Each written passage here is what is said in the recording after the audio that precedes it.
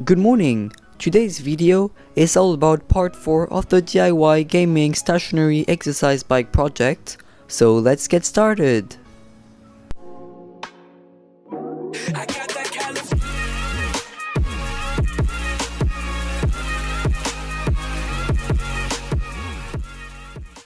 First of all, in part 1, we had made this savage gear increaser out of PVC, cardboard and wood, but actually it didn't work that well and it was extremely bulky.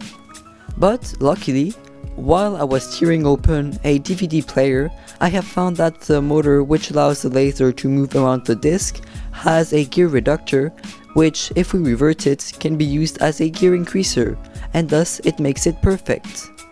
Since I have removed the screws, I have applied a bit of super glue on the motor so that the gears can spin properly.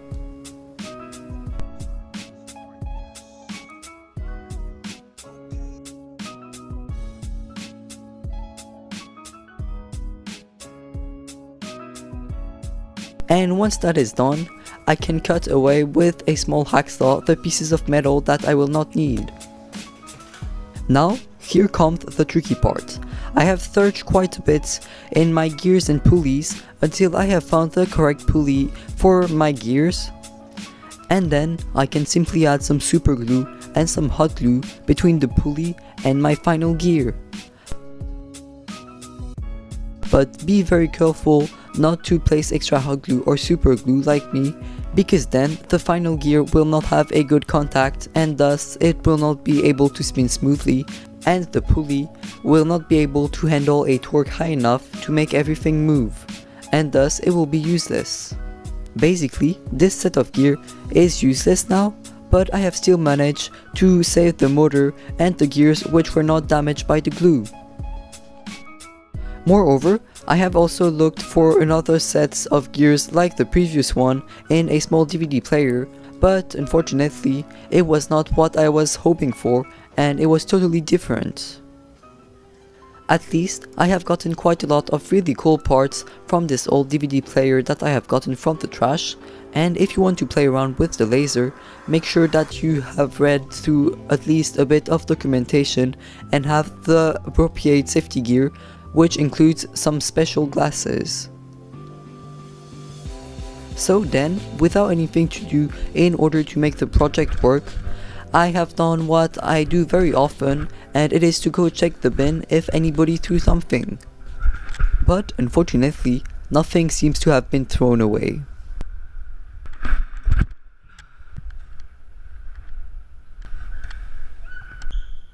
Moreover, a few days later, while I was opening a printer for our Pong game project, I have stumbled across this small motor set and its perfect gear, which can serve as a gear increaser.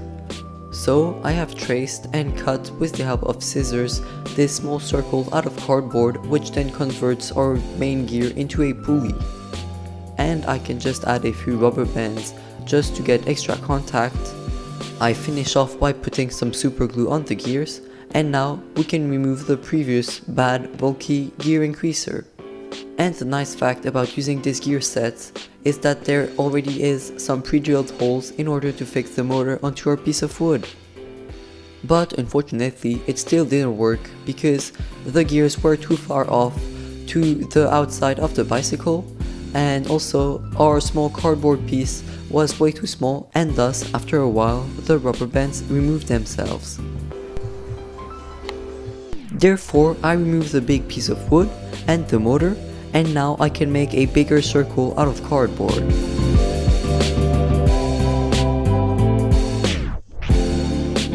I also screwed the motor to the inside of the piece of wood so that the gears will be more inside and thus there will be a better contact.